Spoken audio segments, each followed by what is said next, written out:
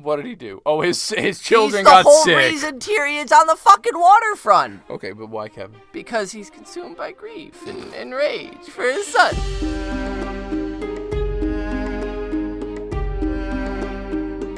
Hey everybody, and welcome to another episode of Brotherhood Without Manners, your favorite full spoiler reread podcast of George R.R. Martin's A Song of Ice and Fire series, reading A Storm of Swords. As always, I'm your host, Zach, sitting here next to me after just applying chapstick that smells now. My brother, Nate. It smells refreshing. It's Burt's. We're not sponsored by Burt's. Burt's sponsor us. And it's just strong. They're my favorite. It's strong. It makes the world go round. Opened my I can't sinuses. exist without chapstick. It's horrible. I'm Nate. Thanks for joining us. If you've been here before, you know that we are full spoiler. We probably will give you another warning. I decided to stop saying this is your one and only warning because that makes a liar out of us, and we're not a bunch of fat mouths running around here. So that's true. That's true. Last episode was a duel episode. We caught up with Jon as Jon was scaling the wall and watched some people fall off of it, and then made it to the top himself with Ygritte. And then we moved on to Jaime, who was dealing with the loss of his hand and arrived at Harrenhal, and under the care of Roose Bolton was seen to by Qyburn. And that was basically where we left that. And so that was Jon 4 and Jaime 4, and then now we're falling right into Tyrion 4. And I like that Tyrion chapter is following a Jaime chapter. And so we were... After we had recorded the Jon and Jaime episode, you had pointed out some of the reflections across the two and the time frames coinciding. I like how that this might not necessarily line up specifically with those timelines. I haven't really thought about it too much to see if that's true, but there's still that mirroring in that thing of Jaime and Tyrion following Jaime's chapter of figuring out how to exist after having just lost his hand. Tyrion figuring out how to exist after having lost the title of the hand. And so it's neat to think about, and we'll see how that keeps playing out and unfolding as we get through this. So it starts this chapter. Well, what happened to the last chapter with Tyrion? Yeah, with Tyrion, it was a while ago. So you're looking into it? Was it him waking up? And it was a council meeting, and that was when he was learning sort of the new hierarchy of the established King's people. Landing. And yeah, he was still pissed off that he wasn't really getting recognition for the stuff that he had been accomplishing. Yeah, it was a hot minute ago. And this when Littlefinger is sent to the Vale to bring Lysa Arryn into the fold. And I would imagine at that point he's in some capacity speaking with the Tyrells to start planning the murder of Joffrey. Right, and that's also when Cersei is told she must be married off again. And then, as we know, we last caught up with Tyrion during his wedding to Sansa Stark and her refusal of him in their marital bed. Because that was during the Sansa chapter. Right. This is Tyrion 4, and as we pick up Tyrion 4, Tyrion and Bronn are assessing the damage on the waterfront around King's Landing that Tyrion had burned initially to prevent them having anything to scale the walls with. And again, it's popping up just like it had before he burned it, with ramshackle little fucking lean-tos and stuff all built up alongside it, and it's recovering, but not in the way it should be recovering. Bronn, in his savage way, offers to just kill them all, but Tyrion's like, yeah, no, they'll come back like rats, which is a pretty callous way to be discussing, but Tyrion eventually just says leave them be, but tear down any buildings or hovels at once, that this war isn't done, and these idiots aren't quite aware of that yet. Right. And he thinks on how this was supposed to be Kevin's job to be walking down here. So Kevin couldn't do that at the moment since one of his sons, Willem, was murdered. If we think about it, was he actually murdered? I mean, it's war. They're all murdered. Right. But, all in the eyes of the beholder. And then his other son, Martin, was taken hostage. Was that Robb that's got him? Yeah, Robb's got him, and he's and Lancel's sick. Right. Injured. Yeah, so we're not going to see a bit of Lancel for quite some time. So Kevin has been consumed by grief and fear. And Tyrion then thinks on the fact that the cost to rebuild is absolutely monumental, but this river is vital and must be reopened, even if they have to drain it, and not drain it, but drag it and get all the dredge it, ships out of there and all that shit, because it's important for trade. And so they pass the 3 whores, which are still set up in the market square. But it's a jungle gym? Now a jungle gym for a bunch of little lowborn kids who are running around and playing on it. And Tyrion at first wants guards posted to keep them from doing that and falling off, and then starts getting shit dung thrown at him, and then says, let them fucking fall. I don't care. Break Fuck all them. their bones and crack their heads on the way down. Which is, again, the reflection of the nobility's response. I want to help when I want to help, but as soon as they start, And the view into the small folk of, like, even though Blackwater was successful, like, the small folk aren't thanking the nobility for that. It's still, shit's just as fucked, and Tyrion is just as blamed. And, yeah, his mood is pretty dark. Half the castle now seem to know that Sansa was still a maiden. And either that's because Sansa stupidly said something to a handmaiden, which are all Cersei's, or Varys and his little birds found out and are spreading the gossip. I would lean more towards the Cersei stuff than Varys's, because I feel as though Varys, while absolutely the one that will plant information and help spread rumors, he's only going to do that if it benefits himself. Otherwise, he's not just releasing information all nimbly-bimbly to whoever the fuck wants to have an input on something. Yeah, I don't think if it is Cersei that it's Sansa stupidly confiding in a handmaiden, because Sansa wouldn't be confiding in anyone at this point. She knows. It's Cersei's making up stuff regardless. There's probably a fucking, like, peephole into the room even. Like, I wouldn't be surprised if there is a secret passage or something that somebody's listening in to see. But the gist of it is that Sansa's miserable and hates him, and he knows it, and all he wants is to comfort her. He wants her. That's what he says at the start of his and he wants to comfort her, hear her laugh, wants her to come to him willingly, and and then realizes that he wants her, and like he makes it fucking. Ugh. And then realizing that that's a sort of pipe dream, he realizes he also wants to be as tall as Jaime and as strong as Sir Gregor for all the good that does. And so his thoughts then turn to Shae. And he had told her the night before the wedding, but she had already known. Yeah, because a serving girl overheard Kevin and Tywin talking, and she told a page who Shae overheard telling Sir Tullard at the stables. And so she was like, whatever. That's you're married to her, but I'm the one you sleep with. Like, yeah, you'll get Sansa with child and come back to me. And Tyrion had kind of been hoping for a little more indifference than that, but there's just no pleasing him. Like, she's all cool with this information. Like, no, I get you have to do your duty. No, that's not good enough. It's you're now blowing things out of proportion, Tyrion. Like, we've discussed heavily in the past whether we think Shae is sincere or not in her relationship towards him, but she never gets the opportunity to fucking do so, because here she's like, no, like, I understand what your role is and how that has to be filled, but I understand you're also going to come back to me after you've fulfilled that duty. So no, it's cool. And he's, no, I want you to be upset and ragey at me because I should be your only one. And like, fuck you, dude. Figure your fucking life out, man. Back amongst him and Bronn riding, he's checking to make sure they aren't followed because yada yada yada, King's Landing. And they head to his next task, which is a pretty dank dive cellar alleyway located. Here we go. And 30 dragons in his pocket. Tyrion heads in alone, thinking that that's much too much for this task. But inside, he's directed into the back room, and he sits across the table from Simon Silvertongue. So Simon brings up Shae, and Tyrion requests that he never speak that name aloud again. And Tyrion notes that Simon is being bolder than last time they had spoken. And so Tyrion suggests that it's time he take his music and his craft to the free cities, maybe a year in each, and just travel and do that. They would long to hear such a lovely voice. So again, Tyrion's a stupid cunt.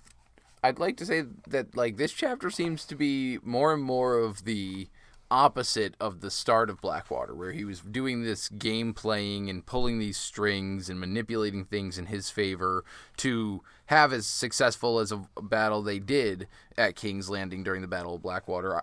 This is all just stupid shit. Him riding down to the docks, like, he didn't really accomplish too much, but then thinking about the Shae shit, his whininess about that, and then right here, he's going to start saying that I'm not going to let this happen again. I made one mistake by letting somebody live for too long, and you're going to die. you've already let him live. Like, from the first time you met him and he was running his mouth, and then now you're going to walk away from him here. You should have killed him here. You should have been like, hey, Bronn, go back down in there and fucking, don't give him 3 days. Well, don't right. This is his weakness. Because he kept him alive initially because Shayla enjoyed him, and now he's become a legitimate threat. And so it's gone far now because Simon first says he wants to sing for Tyrion, and then we get the Hands of Gold litany, which is a little jaunty tune, and Tyrion never wants to hear it again. And so Simon says, well, maybe others may like the tune better. The Queen, your Lord Father. And getting the game that's played, Tyrion tells him a wise man could earn more from silence than that song. And Simon names his price. He wants to sing at the feast. There are 7 singers set to perform at the king's wedding feast, competing for a gilded lute with silver strings. And he names them all, and Tyrion says, yeah, it's all 7 for the 7 gods, and it's all holy, so 8 singers wouldn't really make sense. But if one was unable to attend the feast... Something should happen to one of your sister's singers.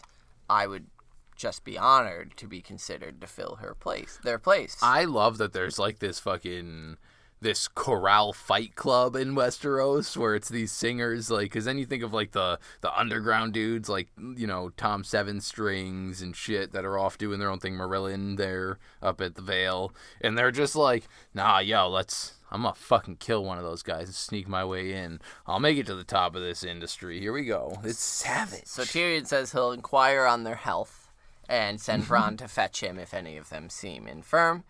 And so Simon gets one last threat of singing the song, and Tyrion assures him that Bronn will call upon him soon. So, back at the horses with Bronn asks when it is that he's taking the man to Duskendale, and Tyrion says, you aren't. Change of plans. In 3 days, you will fetch him and tell him that he needs to be fitted for better garb for the feast, and he will, of course, follow you easily enough. You may want to keep his tongue. I hear it's silver. The rest of him should never be found. I like that he mentions, because we know that Tyrion was planning on using the 30 dragons that he had to send him over Pay him off, yeah. Bravo, send him to the other side of the sea. And Bronn was going to get him there by taking him to Duskendale. And so I think that it's just neat little information drops that George plants early on, where that's going to start playing out with Arya and heading down. Brienne's going to be spending quite a bit of time down in that area, right. So... Bronn says he knows a place where there's all sorts of meats that are used in the stew, and Tyrion says, well, remind me to never fucking eat there, but that'll work. And so, back in his chambers... Speaking of Arya, Pod people stutters through the fact that Lord Tywin has summoned Tyrion, because all Tyrion currently wants is a bath and to fucking chill. Fucking lovely. So Pod gets his head bitten off by Tyrion, and Bronn is like, yo, like, chill. Pod's got a magic dick. Leave him alone. The guy's gonna be pleasing mad ladies later. And so Tyrion wonders what it is he's done now, or failed to do in Sansa Stark's case. And arriving... Dude. Now I like this part of the Tywin's showing off his bling, man, he's got mad new ice. And that's, he's showing off the 2 new Valyrian steel swords. And that Tahobo Mott is there. For some reason isn't expressed in this chapter. I think is interesting that they're crafted from ice. Right, that ice was melted down to create these 2. Because that's what we get it's the Martin way of revealing it, where Tahobo Mott's like, nobody can, or is it Tywin himself that says it, that nobody knows how to craft Valyrian steel anymore. But they do, there are the magics to rework what already exists. So he was able to melt it, and then Tywin wanted it to be a different color, and so Tahobo Mott goes to blend in this red, and it doesn't work correctly, and instead gives it this fucking sick, swirling red sick. Cloud, black, fucking gray. God, it's so cool. And when Tyrion entered, they were talking about the hilt and the stuff, how they're going to get the pommel to match, what they want to do to embellish it even further, but... Yep. One is for Joff, of course. The other one is for Jaime, and Tyrion's a little irked by that. Couldn't even hook me up with a dagger yet? Then notes that, and that's another interesting point, I think, is that we get attention drawn to the different daggers that Robert had. So, Tyrion making the complaint that he did not what about not even a dagger for me? And Tywin says, there wasn't enough Valyrian steel to make a dagger for you. There's hundreds of them that Robert has in the armory. Go choose any one of them. One of those daggers we know was given to Robert, was the one that was attempted to use to kill Joffrey, Bran. yeah, right? and so assassin. We learn eventually that Joffrey took that, not Robert himself or Cersei. And it was Joffrey's attempt to please his father. And so, yeah, it's just that it's so early on, and he's dropping that information that there's hundreds of them in there. I mean, it's not that early on. Well, true, Joffrey we are is also close book 3. to dead, and yeah, so the books will be gifted soon. Right. And so, yeah, the fact that there's that mention that there's always been this armory full of daggers, nobody would ever notice one missing, it's hard to miss, or easy to miss and skip right over. Tyrion notes that Tywin had always wanted a Valyrian steel sword in the family. Yeah. They used to have Bright Roar, sick-ass sword. Sick fucking name. But it was lost over in Valyria, and even Tyrion's uncle Gary himself had chased it over there, which... Significant. Uncle Gary now, folks, stick with me, is rumored, suggested, theoried to be a certain man we meet later on in Tyrion's dance chapters, known as the Shrouded Lord. Well, we don't meet him. We did in the Lost chapter. Yeah. And yeah, a lot of people will believe that it is Uncle Gary, and that he has become a blood raven type under the sea. Almost similar to what Victarion does, but truly. And so this could just be our first fun little mention of Uncle Gary and him chasing Bright Roar, and did he ever find it? Who knows what happened to him in Valyria? Yeah, and I love it. And yeah, the armor, Master Mott, is praised and told he did good work, but he fixed the pommels, yada yada yada, and then he's dismissed. Get the fuck out! And this is technically where the dagger stuff conversation happens with Tywin. Tywin asks then what Tyrion found at the waterfront, and Tyrion tells him that the cost is going to be fucking monumental, that on top of the wedding, and they kind of argue about that for a minute, and both the wedding and the repairs, and Tywin says he'll have both. He'll have both the waterfront and the extravagant wedding because it's needed to be extravagant. That's the point. There's a show to it that's expected. And if Tyrion can't do it, Tywin will find him someone who can. And so Tyrion's like, I'll get it done. And Tywin at that point, that specific line says, "You will," and George wrote it with, "Tywin promised." Tywin is promising that Tyrion will be doing this task. Yeah, and just finding the coin for just it. the way he wrote that, just to show the matter-of-fact way that Tywin is expressing himself, that, no. This isn't a question of whether you're doing what I'm assigning you to do. And so I just thought that was super... Yep. And then Tywin tells him to bet Tyrion to bet his wife. Sleep with Sansa, yo. And Tyrion bitches about Cersei's servants, and Tywin says, then dismiss her servants if you want, and hire ones more to your liking. That's your right, but you need to get her with child. Winterfell Sansa is the key. Robb Stark has fucking beheaded the Karstarks, who have abandoned him along with the Freys. He's all but done. Sansa Stark is the key to the north. Fucking get a child in her, and Winterfell is all but won. Can I point out what a thing not to have known or taken action on as Tyrion the moment the wedding occurred? It's your right to assign your wife's handmaids. Let Sansa pick some people. Not that you're likely to find ones that she even trusts, but well, why... I mean, this is also the huge demotion of power, which is the point. Yeah, Tyrion is kind of acting a lot dumber than he did before Blackwater. Before Blackwater, he was Hand of the King. Now he's nothing. So he doesn't think to... I'm not saying he doesn't think, but it's this spiraling... He's not in the know, is basically what I'm saying. Did Tyrion even know that Karstark was beheaded in the Freys? Probably not at this point. He's getting a slow drip of information. Well, I'm just meaning with the assigning his own... getting people out of there that are under Cersei's Well, that's what I'm control. saying, is that at this point... He had to marry Sansa at his father's behest, the Hand, so he's probably assuming they're Tywin's assigned servants, and that he wouldn't be able to dismiss. I think it's that at this point, Tywin has to dictate these very common things of, giving him permission to dismiss the servants because Tywin didn't appoint them there. I think it's meant to just show this constant loss of power that Tyrion has had, even in the fucking servants in his bedchamber, he can't dictate. He can, but at his father's whim. Right. And, like, I think that's what's meant to be seen more than anything else. And so Tyrion asks about Cersei. Well, before that, Tywin does point out that the marriage can be annulled easily if it's not consummated. Right. And so I think that's just something to keep held on to throughout all of this. So then, Tyrion's like, all right, enough of my shit. What about Cersei's wedding? Huh? Whoa. That bitch? Well, actually, unfortunately... It was refused. Mace refused to marry her to Willis, and Tywin blames the old bat Olenna. Tyrion...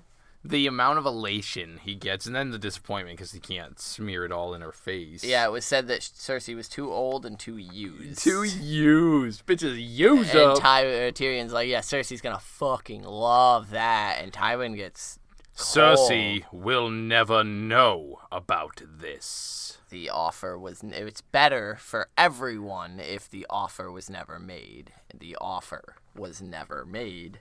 And that's where it's left, because it's interrupted by Pycelle the cunt, who knocks and asks to speak privately to the Lord Hand, but Tywin says Tyrion can say.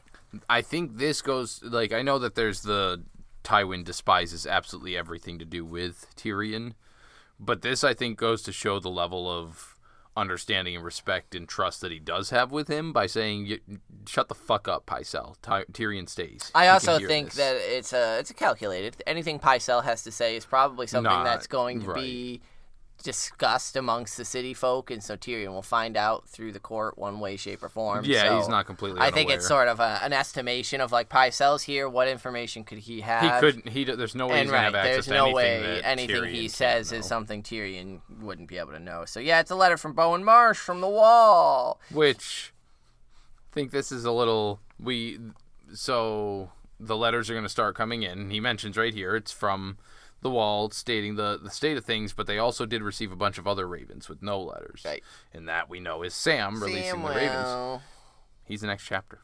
Yeah. So, again, with Martin, with lining up these chapters, just how they fall into place with which one is coming next. Bowen Marsh fears Commander Mormont slain with all his strength. No men have returned back from their venture north. And Marsh fears the Wall will be attacked by wildlings next, so he wants men, and he has sent a plea to all 5 kings. And Tywin's like, excuse me? 5? So he says to write them back and say that Renly is dead, and the others are only pretenders. And then he kind of ruminates on it for a second and thinks that the Night's Watch is a pack of thieves, killers, and base-born churls, which is just a fancy word for peasants. But... could be otherwise if given proper discipline. If Mormont is dead, they'll need a new Lord Commander, and this is when Pycelle recommends Genos. I know just the man, your lordship. They choose their own commander up there, Tyrion reminds them. Yeah, and Slint's brand fucking new. Why would they ever? And a sniveling little weasel whine-ass Tywin punk. says, because if they don't, the wall will melt before they ever see another man. Fuck. All right, Tywin. Shiza. And then, yeah, he just kind of says there's a tool for every task. Because Tywin says Janos Slynt is fucking shit. And Tywin says a tool for every task and a task for every tool. And Janos Slynt is a tool.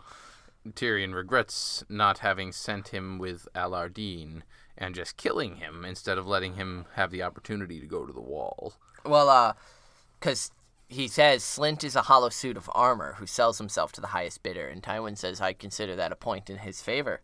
Who can bid higher than us? And so he tells Pycelle to write back and says that they can't spare the men, but once the war is won, if his grace has full confidence in the Watch's leadership, ... And so this right here is so perfectly setting up the Red Wedding and the things that Tywin's already done. How he's able to word this is how he operates, things. right? And subtly, he doesn't ever request, hey, you need to make this guy your commander. But, ... Also, ask please... Marsh to pass along his grace's fondest regards to his faithful friend and servant, Lord Janos Slynt. Hint, hint, nudge, nudge, wink, fucking wink. Without actually ever saying anything, he can get the message across. The end. So Pycelle is basically like at half chub here because of this, so he'll happily write the message. And Tyrion thinks that he should have fucking trimmed Pycelle's head instead of his beard, along with Slynt going with Elardine. Seems to be a pattern here. And then he thinks, sort of stupidly and pridefully, which I don't agree with this last bit, he says, at least he hadn't made that mistake with Simon Silvertongue. See, father? See how fast I learned my lesson. Oh, and that's just it. How quickly you're gonna learn your lesson. You still have fucking Shay. You haven't learned your lesson. Here. Simon had the opportunity to craft the song, dude. Like you're done. You're fucking done. Yeah. You fucked up. You're done. Fucked up. On a spiral now, and it's. I mean, it basically lasts up through Dance. Yeah. The most current shit we have for him, but that was Tyrion 4. Not that. We get the Singer Stew type stuff. There's a lot of planting and mentions operating, and some callbacks to earlier stuff, which will start popping up again when Tyrion starts ruminating on some of his family's going-ons. But, mainly just setting the pieces and continuing the Tyrion is absolutely just being rushed along in the river. We're also getting a big setup for the wedding itself occurring. And so I think, we've had some mentions of it all, but this is where we're hearing that the planning stages are occurring. That means we're going to be having visitors and guests arriving. Yeah, and don't talk to me. Who's Oberyn again? Which one is that? I'm going to fucking stab you right here. In the eye? In your... my orbitals there? Right no, there? I was going to say in your bedroom, because that's where we're recording. Yeah, that's true. I'm going to murder you in your bedroom, and it's on tape. With your thumbs? Are you going to pop my eyes out? I hate you. Oh, I'm sorry. Did that sting? We're convening the small council so I can get away from him. Didn't Oberon sit on a small council for a short time? Why was it so short?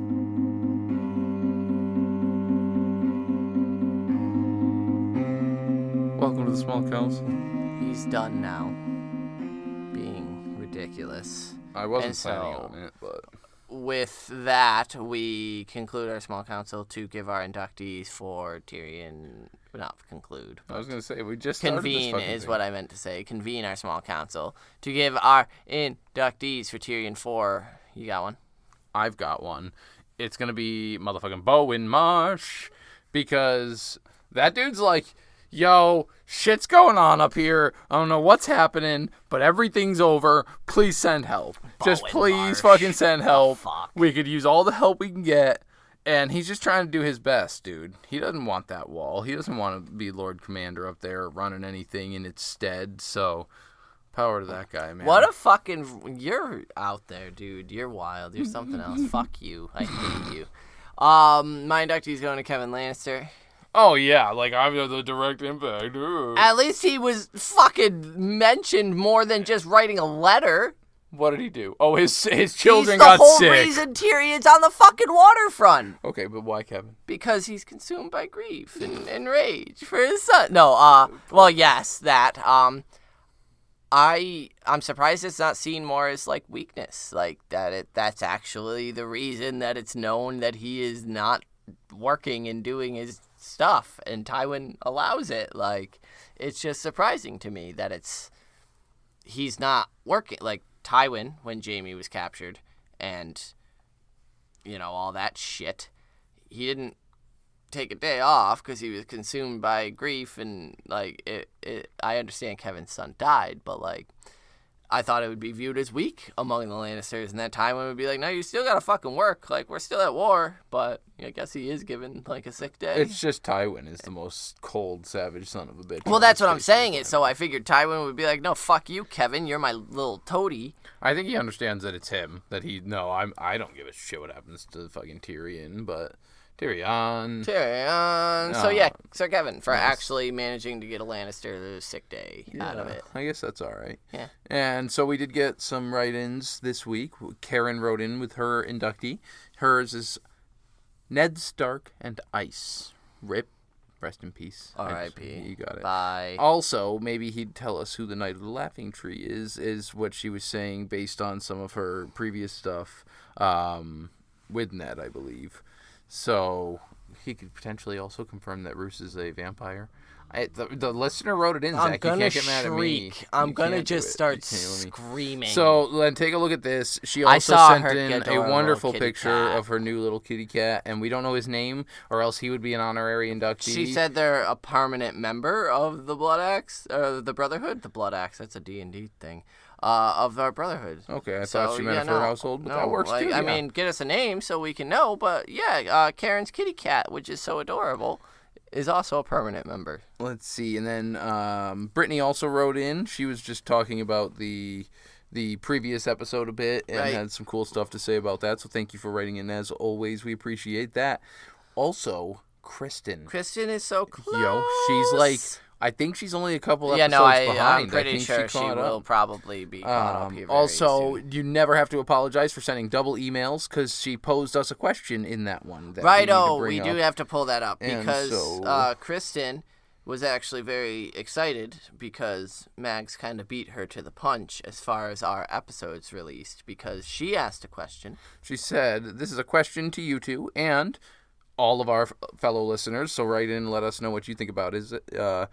When all is said and done, do you want Azor Ahai to be someone expected, like Dany or Jon or even Fagon, or someone unexpected, not a minor character, but maybe not a prominent point of view character either? She tends to lean toward the latter because she likes to be surprised, but can definitely understand why people would be upset if seemingly came out of left field when these other characters were being hyped up so much." So, Zach and I refused to talk to each other about it because we knew our responses fairly swiftly. Yeah. But, I'll go mine just because that's basically the cop-out one. I'm indifferent as long as it makes sense. I don't, as long as Martin has it make sense, then if it's Jon, fucking great. If it's Dany, fucking wonderful. If it's the Hound, cool, which I believe is who she was very interested in that being. Right. It doesn't matter if it's fucking Lemon Cloak, if it's damn Brandon Stark, if it's a major character, it could be fucking Howland Reed for all I care. As long as it makes sense in the context, then I'm down for whatever. But I'm like that with basically everything. I'm kind of just an impartial asshole. Yeah, so. I'm more of the line that I want it to be a minor character, a minor POV. And I wouldn't be angry if Jon or Dany, because that seems to be pretty potentially where the story's going.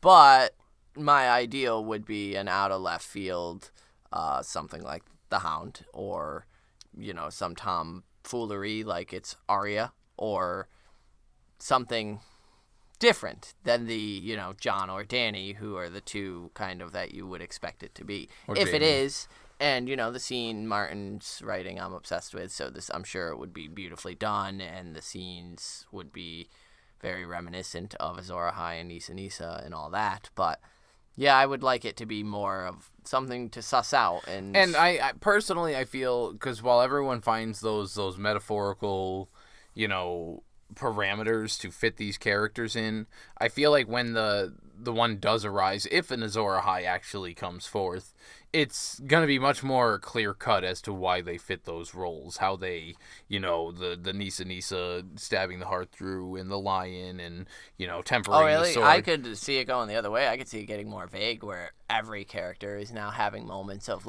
they were literally just standing among salt and smoke. Well, that's what I think is going to be the thing. Is there's that never a definitive everybody's answer. Going to have that alluding to, but the real Azor Ahai, it's going to be fairly clearly this is why, not...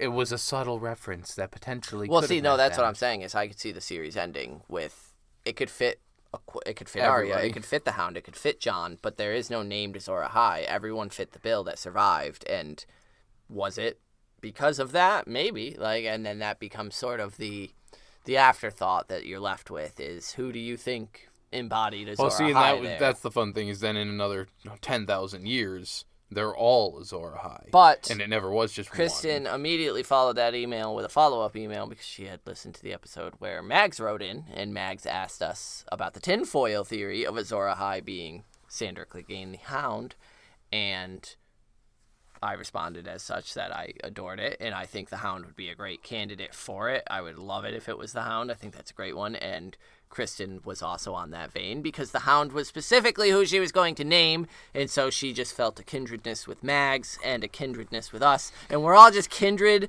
Azor Ahai fan boys and girlians, right? And so let us know who you would cool. like it to be, who you would prefer it to be. Is there somebody specifically that you'd be fucking livid if you found out that's who it was? My boy Stannis is Azor Ahai. Garrett is Azor Ahai. Ramsay Bolton is Azor Ahai. We're just, whatever you guys think. Let us know. You can write into us through the email, like Kristen and Karen and Julian and all the everybody's all over the that's places. Without Manners Brotherhood at gmail.com. You can also go and check our postings. We always post, our announcements over on the Facebook and Twitter, facebook.com/Brotherhood Podcast. I'm on Twitter at MannersWithout. Zach is over there at Carstark92. Leave us a rate and review. Apple Podcasts, those are very helpful. Whether you think they are or not, I know you hear it from every fucking podcast ever, but they help. You can go to ratethispodcast.com/Brotherhood, and that'll just direct you to all the different places that you can leave a review. Listen to us on our Patreon, where we get those special episodes out. The Duncan Egg series is what's being worked through slowly right now. Patreon.com/Without Manners. We have all sorts of other places you can check us out, but those are the good ones for now, I think. So, you got anything to... No, next is Sam 2. Sam 2? Craster's, it's only 2? Yeah, Craster's Keep. And bye-bye, Mr. Mormont. All right, I wasn't going to go there with it. But, all right, so yeah, join us for that. Send us your inductees for Sam 2 with the exchanging of the commanders. Who's after Sam 2? I've got the book here. I suppose I can flip through it and try and find out. But Holy I don't know hogwash! I don't know who's after Sam Holy 2. Hogwash, he says. What in the Nate's fuck are flipping you? through his book. This is the content Maybe Arya? that you fucking listen for.